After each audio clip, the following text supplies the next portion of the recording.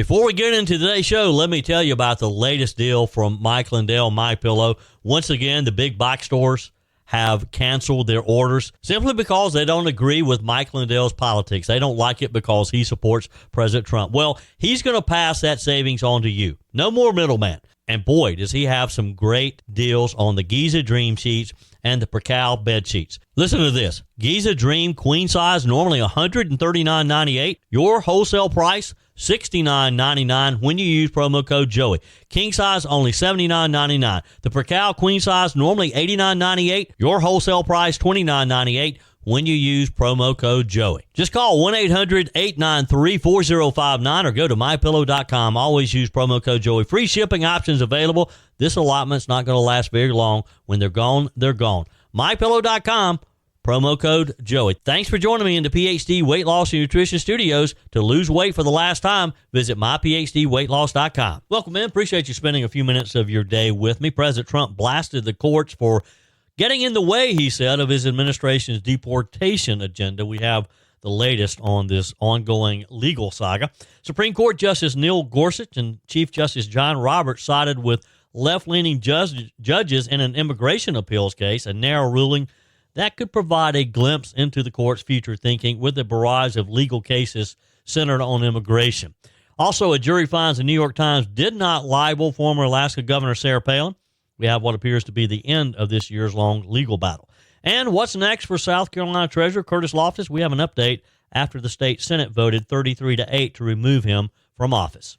I told you we'd be back. And ye shall know the truth, and the truth shall make you free. It's Joey Hudson. I wanted to name it the Joey Hudson bill, but, they don't allow you to put names on bills. But I wanted to call it the Joey Hudson bill because I know that one's been near and dear to you for a number of years. That's how it's done. Let your voice be heard. And the truth shall set you free. Here's Joey Hudson. Last night from the White House, President Donald Trump said what every common-sense American has been thinking for about 4 years now. He talked about what the elites don't want to hear, what the activist judges pretend not to see, and what the open borders crowd absolutely hates. And that's this, and this is a direct quote. We're deporting killers, murderers, and drug dealers, and the courts are trying to stop us. Now, I ask you, why on earth, and I've asked this question many times, so it's kind of rhetorical, why on earth would anyone want to block that? Who in their right mind thinks it's a bad thing to deport violent criminals? Well, I'll tell you who. These left-wing judges, evidently. These activist courts. The same media hacks who scream racism anytime we try to protect our borders. President Trump said it loud and clear, though. Under his leadership, we have virtually nobody coming in illegally now.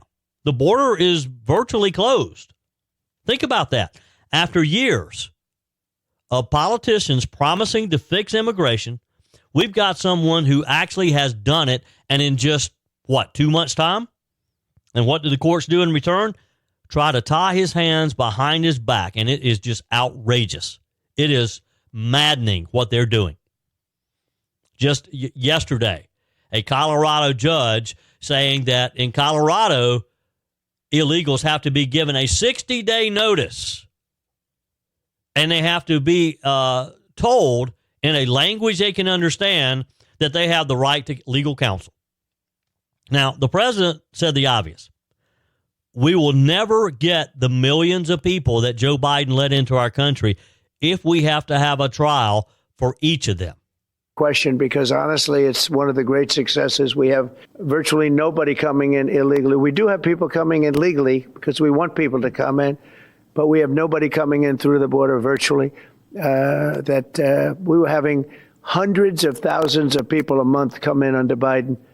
And they came in from prisons, they came in from mental institutions, they came in from gangs in Venezuela and other countries all over the world, not just South America.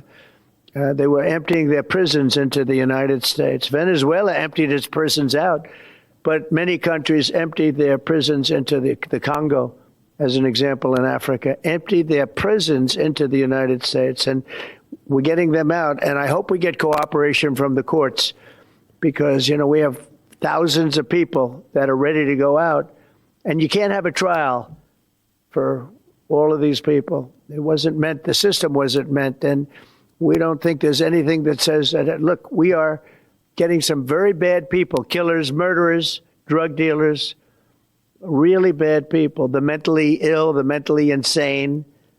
They emptied out insane asylums into our country. We're getting them out. And a judge can't say, no, you have to have a trial. The trial's going to take 2 years. And no, we're going to have a very dangerous country if we're not allowed to do what we're entitled to do. And I won an election based on the fact that we get them out, and we've done an amazing job. Look, we've stopped. Everybody admits, even the radical left, we have got the strongest border we've ever had. And yes, Mr. President, we do have the strongest border because of you. Now, he's not talking about dreamers. He's not talking about your grandmother overstaying a visa. He's talking about literally killers, people who were let out of prisons in Venezuela, who hopped on a caravan and walked right into Joe Biden's America with arms wide open. We even handed them a check, a debit card, a phone, and a free airplane ticket to anywhere in the United States they wanted to go. President Trump called it what it is, a dumping ground. Joe Biden, Kamala Harris's dumping ground. And by the way, this isn't speculation. This isn't some conservative talk show host, my hyperbole. President Trump laid it out. Countries like Venezuela, even the Congo in Africa, they were literally emptying their prisons into our country because they didn't want them. And they knew Joe Biden would take them. Biden just rolled out the welcome mat. Come on in, criminals of the world. America has no standards anymore.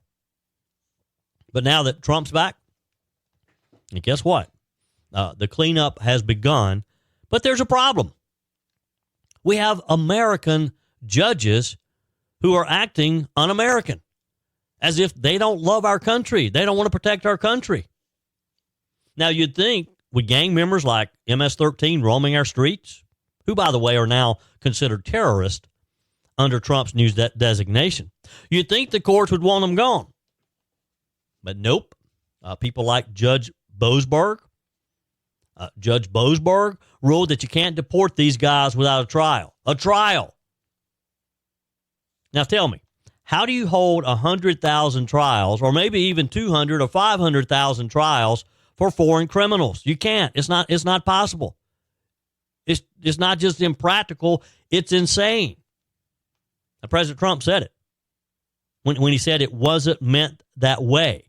We don't think there's anything that says that in the Constitution. He's exactly right. The system wasn't built for this, and these judges know it. I wonder if, and I love your feedback. Email me, joey@joeyhudson.com. Text me. Leave me a message on the MyPillow message line, 864-477-JOEY.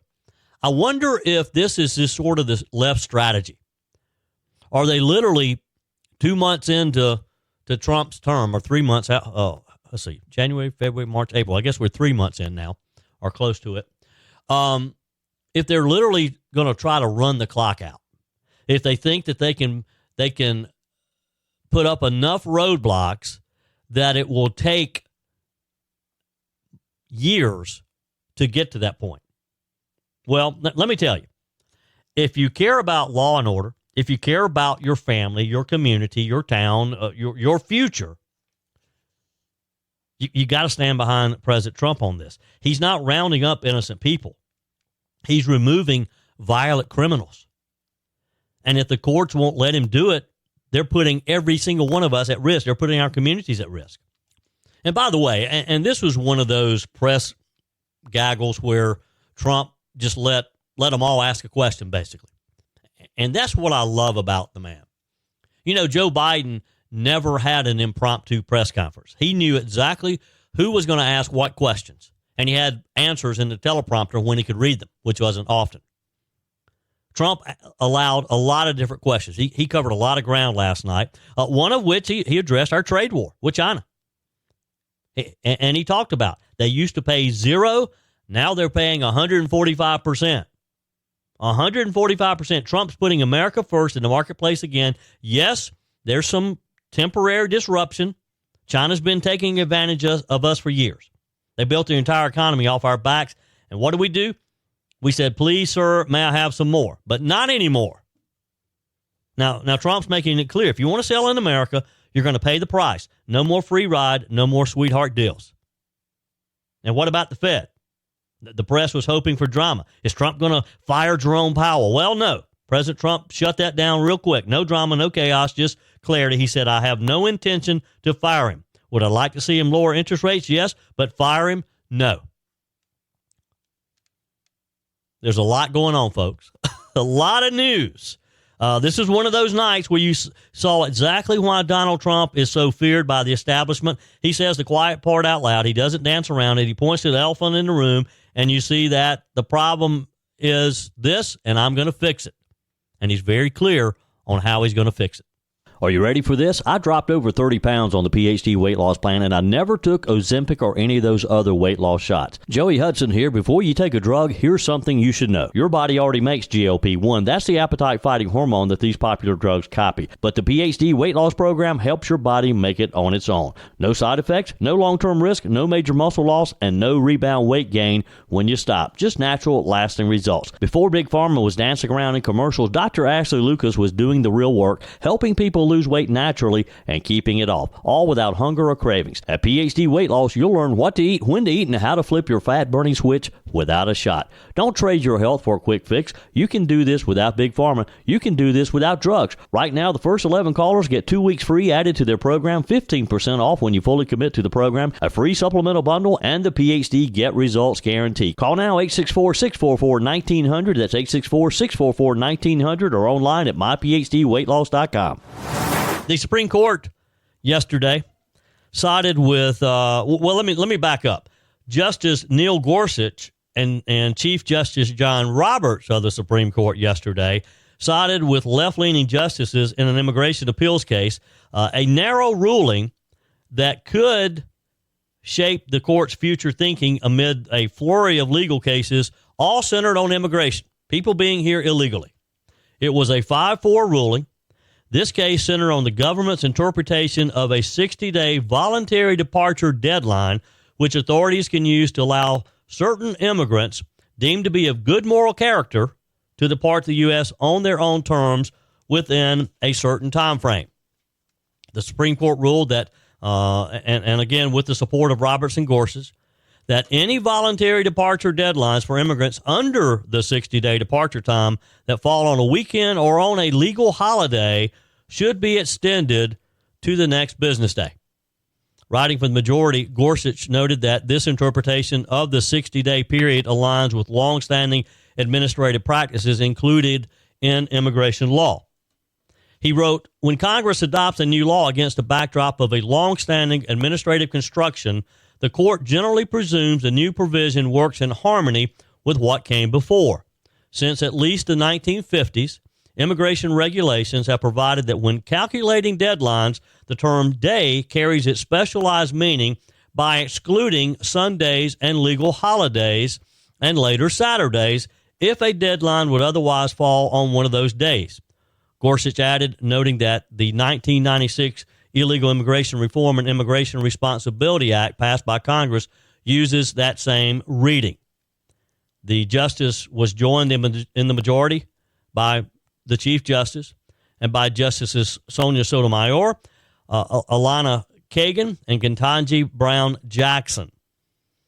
This ruling overturns the decision of the 10th Circuit Court of Appeals and the Board of Immigration Appeals, which had voted to reject that interpretation in this particular case. Monsalvo Valaquez, who is a 32-year-old Colorado resident targeted for removal in 2019. Now, the case in question centers largely on the technicalities of certain immigration proceedings. And, we have seen this happen a lot. A lot of the left-leaning judges, officials, a lot of these city officials in these sanctuary cities, they love the technicalities right now. They want to get down into the weeds, the details. This slim majority ruling could offer early signs, though, of the court's thinking as justices gear up for an onslaught of high-profile immigration cases. They're being deluged with these cases, because you got all these district judges handing down these injunctions and these opinions who, are trying to obstruct what Donald Trump was elected to do. And that is to return the illegals to the countries in which they came. This is going to be interesting to watch. Some of these cases are centered on due process protections for migrants. There's the nationwide injunction that blocked Trump's birthright citizenship ban from taking force. And the list goes on. Every step of the way, President Trump has been challenged by these activist judges.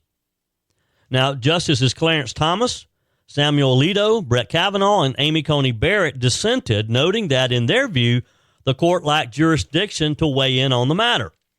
While Thomas said that he would have remanded the case back to the lower circuit court to consider other outstanding issues, and Barrett took issue with the nature of the appeal filed by this person, Alito said in a separate dissenting opinion that he viewed the court's interpretation as a whole as is totally incorrect. In his view, the 60-day period imposed by the government is straightforward and should include weekends, he said. In his dissenting opinion, he said there will always be a sympathetic alien who is a day or two late. Unless the court is willing to extend the statutory deadline indefinitely, it would presumably be forced to say in such cases that a day too late is just too bad. For this reason, sympathy for petitioner cannot justify the court's decision, he said. And he's right. They're always going to beg for more time. There's always going to be some technicality. I mean, like right now in this case with this Abrego Garcia down in El Salvador in the prison. He was going to end up deported anyway. But we've wasted all this time, all this media.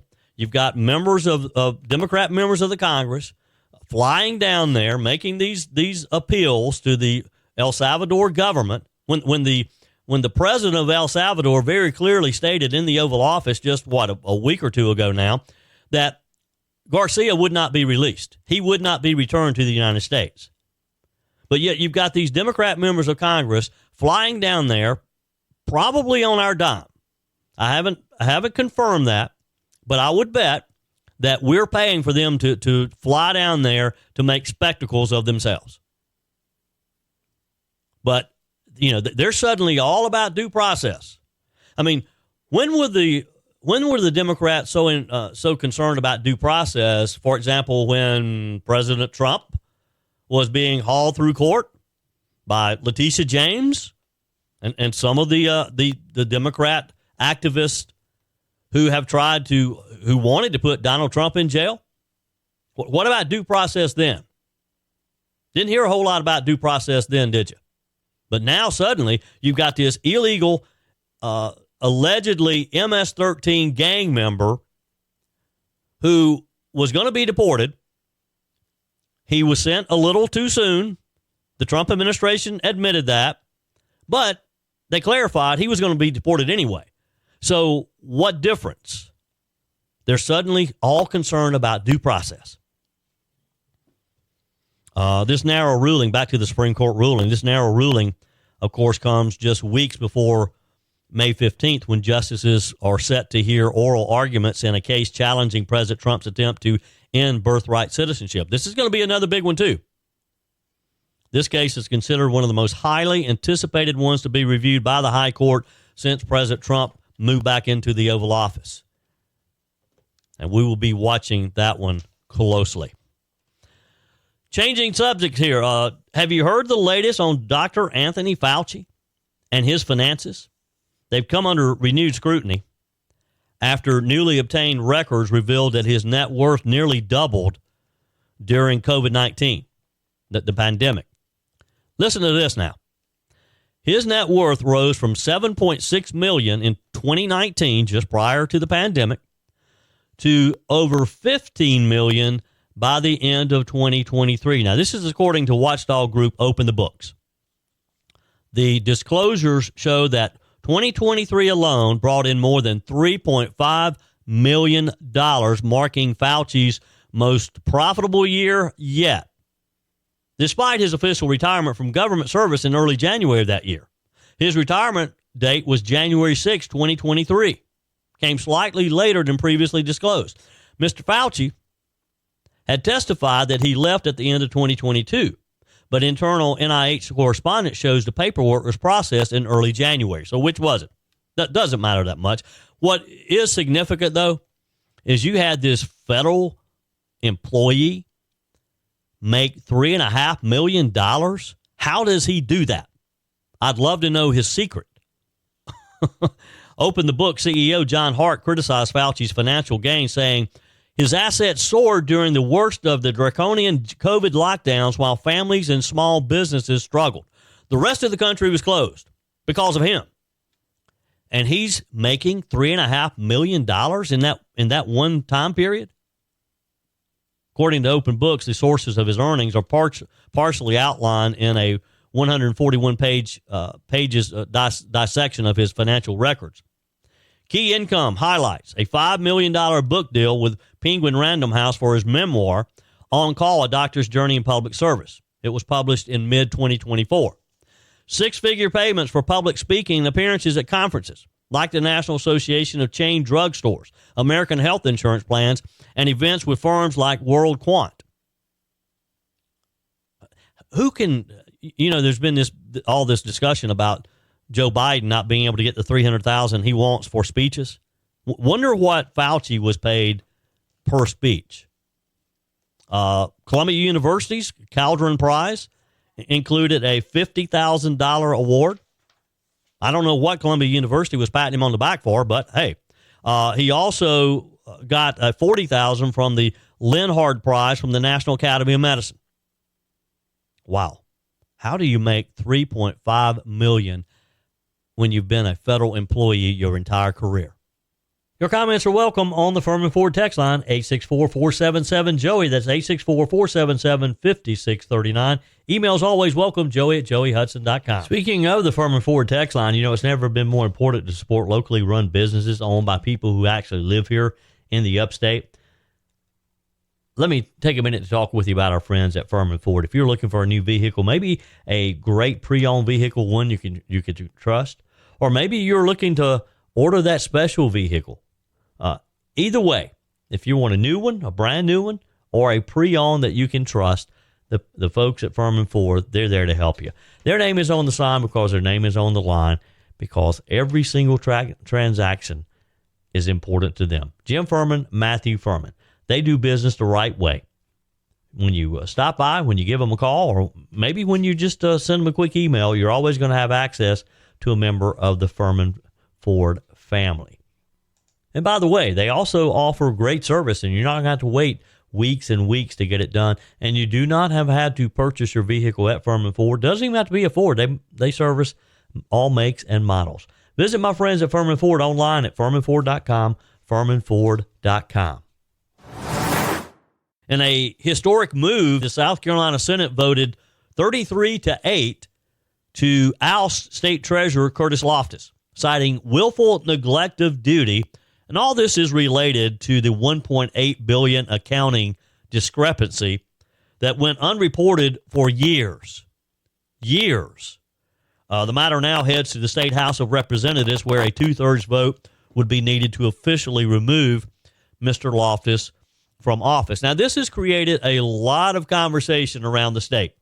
The vote took place late last night, as the Senate had been in session for about 10 hours, with senators questioning Treasurer Loftis and his staff. At one point, Senator Tamika Devine from Richland asked Mr. Loftis why notification from the new Comptroller General's office, who had just replaced Comptroller General Rich Ekstrom, who had resigned because of some discrepancies, why the Treasurer's office did not notify the General Assembly that they had been told about an accounting error. Here's the exchange.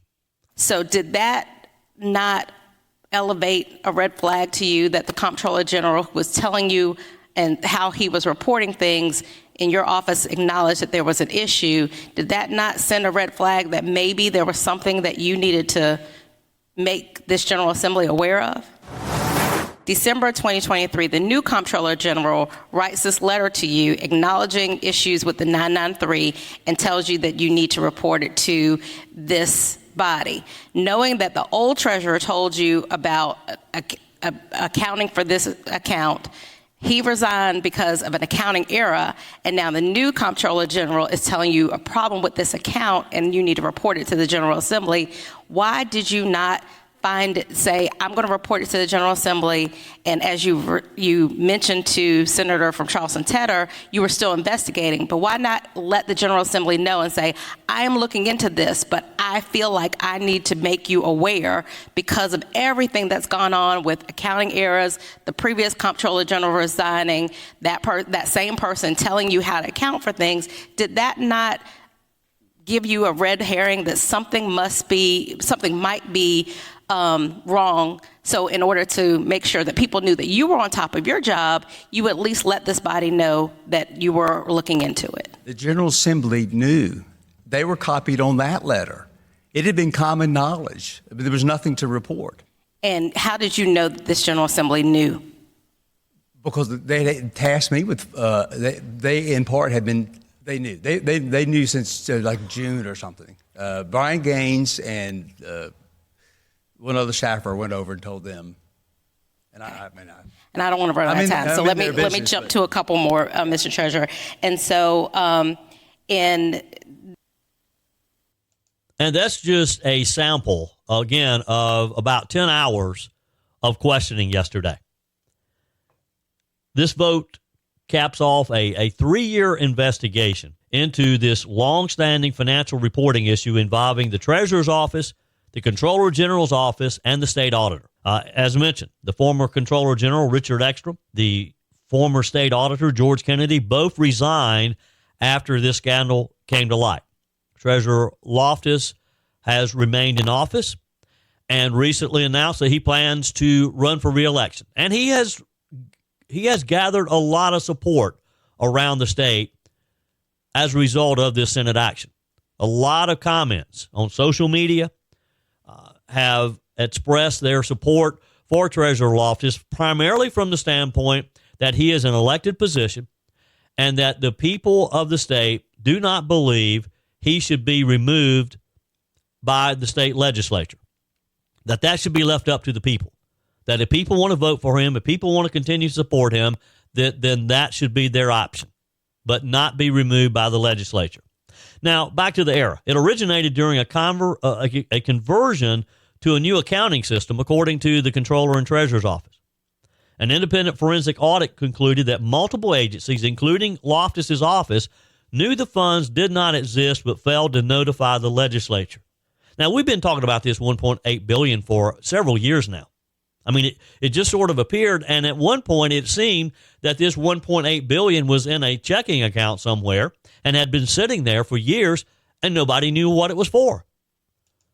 Despite Treasurer Loftis' defense and his claim that his office simply followed instructions from the Comptroller General, lawmakers expressed concern over his failure to communicate the problem and the resulting $3 million spent on auditing the issue, and no telling how much more money has been spent on legal fees. Critics, including lead investigator Senator Larry Groom and Stephen Goldfinch, accused the treasurer of attempting to cover up the mistake. During the 10-hour Senate hearing, Loftis took a more subdued tone, I guess you could say. I watched a good portion of it. Didn't watch the entire 10 hours, but watched a few hours of it on and off. He expressed regret over the politicization of the issue, but maintained that his actions have been honorable. His attorneys argued that the hearing lacked due process, including witness testimony and document production. They basically just allowed the treasurer and key staff and his counsel to be there. He was not able to present witnesses. Loftis, who originally said he wouldn't seek re-election in 2026, has now reversed course primarily over this. I spoke with the treasurer a couple weeks ago at the Spartanburg County Republican Convention, and he said that he had decided that he is going to let the people of South Carolina decide. They'll have the final answer. He's going to run again, and if the people choose him, great, but it'll be their choice. Despite this controversy, Loftis' legal team pointed to his widespread popularity in the state, and he is. He's a very popular guy. He's been a big supporter of President Donald Trump. So, what's next? Where do we go from here? The resolution now goes to the State House of Representatives, Of course, Republicans hold a supermajority in that chamber as well. House leadership will bring the issue to a vote. Maybe, maybe not. It remains unclear as to whether or not they're going to continue the process that the Senate started yesterday. Lawmakers in the House have reportedly discussed the matter internally, but no clear decision yet as to whether or not they will hold their own hearings. Now, if the House does vote to remove Curtis Loftis, it would mark one of the rare instances of a statewide official being forcibly removed from office by the General Assembly in our state's history. So it's going to be interesting to watch the next step. What do you think? Text me, email me, joe@joeyhudson.com. I've heard from a lot of you that the treasurer, that this is a witch hunt, which he says it is, and that the treasurer should not be removed from office, that this is something that should be left up to you and me, to the voters. What do you think? Should the General Assembly take this action, or should we just wait till 2026 and take care of it at the ballot box? Again, your emails are welcome, joe@joeyhudson.com. You can text me as well. Just when I thought things were going a little too far, even for the left, we hear stories like this. A state employee in Minnesota allegedly caught on video vandalizing a half dozen Teslas, causing more than $20,000 in damage, will not face criminal charges. It has sparked outrage from local law enforcement and crime victims alike. So here's the story. This is what happened. According to Minneapolis police, 33-year-old Dylan Brian Adams, he's a state employee at the Minnesota Department of Human Services, was seen keying Teslas and scraping paint off the vehicles while walking his dog around Minneapolis. Which, by the way, I'm headed to Minneapolis next week with my buddy Mike Gallagher. We'll be doing Mike's show from the My Pillow warehouse there. Surveillance footage, though, I digress. Surveillance footage reportedly shows Adams in the act, and officers describe the level of damage in each incident as felony level. Very serious. Despite this evidence, Hennepin County District Attorney Mary Moriarty has declined to press charges. I wonder how she'd feel if it was her vehicle that had been keyed or damaged. Instead, her office announced that it's going to pursue a diversion program that's aimed at allowing Adams to avoid a criminal record so he can keep his job and pay restitution. Now, I don't know. Maybe this makes sense. I don't know, because if he's in jail, he won't be able to work, won't have the money. Supposedly, maybe he's wealthy. He may have money in the bank to pay for these. I don't know. The DA's office said this is an approach taken in many property crime cases and helps to ensure the individual keeps their job and can pay restitution, as well as reducing the likelihood of repeat offenses. Now, how does it reduce the likelihood that he won't do this again when he's really not punished? I mean, isn't the punishment sort of the deterrence that he won't do it again? You make an example out of him? Minneapolis Police Chief Brian O'Hara wasn't too happy. He didn't mince words in his response. In a statement to local media, he criticized the decision as a betrayal of victims and a blow to public confidence. O'Hara said this case impacted at least 6 different victims and totaled over $20,000 in damages. Any frustration related to the charging decision of the Hennepin County attorney should be directed solely at her office. Basically, the police chief is saying, don't call me, call her. Call this lunatic whose job it is to prosecute criminals who's decided she's not going to. Chief O'Hara also noted the toll these decisions take on his department, the police morale. He said, our investigators are always frustrated when the cases they pour their hearts into are declined. Now think about this. You have these hardworking men and women in blue out there. Their job's hard enough as it is. They catch this guy. They put the work in. They check the surveillance video, and they have what they think is enough proof to charge him. And this lady, because she probably hates Elon Musk and probably hates Teslas, and I'm sure hates Donald Trump, she decides she's going to let him go. Going to slap him on the wrist, send him back to his job, and hope he pays restitution. And I hope he does. I hope these people get restitution. My only concern is, and having been in this situation before, years ago I had a vehicle stolen from me, and the deadbeat who stole it from me, first off, he was put on parole with the idea that he'd pay restitution. He made a couple of small payments, and then he skipped out, didn't stop paying. He was picked up only because I pushed it. I kept going back to the judge and saying, he hasn't paid me. So they pick him up, bring him back in court. The judge slaps him on the wrist again.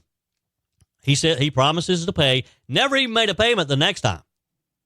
Long story short, he rode this out for over 5 years, and eventually an attorney pulled up this obscure law that says after a certain period of time, he didn't have to pay me anymore. He never paid the restitution. And I'm afraid that's what will happen here. This guy will never pay what he owes these owners of these cars. Now, this is a pattern of this DA. This is not the first time that Ms. Moriarty has faced criticism for leniency. Since taking office in January of 2023, she has dropped rape charges due to procedural issues. She's been removed from a high-profile murder case after offering light sentences to teenage suspects, and consistently has promoted policies that critics say prioritize ideology over justice. Bingo. Ideology over justice. That kind of tells you what this judge is all about. Now, according to local press reports, Governor Tim Walz has distanced himself from Adams, confirming he's not a political appointee and works as one of over 40,000 state employees. Still, the timing of the case has raised some eyebrows, especially after the governor was recently quoted at a rally mocking Tesla stock struggles. It's like he is just giddy that Elon Musk has lost a lot of wealth because of the decline in Tesla stock. Do you see the irony in this? The left loved Tesla because they're an electric vehicle. And it's what the left thinks we all should be driving. We should be forced. And that's where Joe Biden was headed. If we had 4 more years of Biden or Kamala Harris, we all would probably be driving around in an electric vehicle. And the irony here is that, Elon Musk is supportive of Donald Trump and his administration and everything the Trump administration is doing. His livelihood, or a portion of his livelihood, depends on selling electric vehicles. But he's not trying to cram them down our throats. He's not trying to force us to buy an electric vehicle. He wants us to buy a Tesla because it's a good deal and it's a quality product. I have friends who have Teslas who love them. And these are conservative friends. These aren't the tree-hugging lefties. These are people who just like the electric vehicle and the low maintenance of it. And I've said all along, if you want to buy an electric vehicle, more power to you. I'm happy for you. I just don't want to buy one. Someday I may own one. I don't know. But I want that to be my decision and not the government, right? So back to this case. Adams, this young man, will now enter a diversion program rather than face trial, meaning there'll be no jail time, there'll be no criminal record. And this is really just part of a broader debate in Minnesota over criminal justice reform and prosecutorial discretion. I mean, you can watch the surveillance footage, and it shows him doing this. Now, we always have to say he allegedly did it, but you can see him in the video. So there's not a whole lot of alleging going on here. You can, you can go on CBS News. They posted the full DA statement. I'm not going to bore you with it because you can kind of guess what it says. But this is just another example, folks, of why we have to keep Donald Trump in office so that he can systematically appoint as many conservative federal judges as possible to get us out of this mess. That's it for today's edition of Just the Truth. Thanks for joining me in the PhD Weight Loss Studios. To lose weight for the last time, visit myphdweightloss.com. If you haven't joined my mailing list yet, visit my website, joeyhudson.com. Click on the Connect with Joey button so that you can receive our emails and the most up-to-date news. Also, join me on my YouTube channel. Be sure and like, comment, and subscribe. Just search for Joey Hudson. As always, thanks for spending a few minutes of your day with me. Do me a favor and forward this episode to a few friends. Just click on the share button and send to your contacts.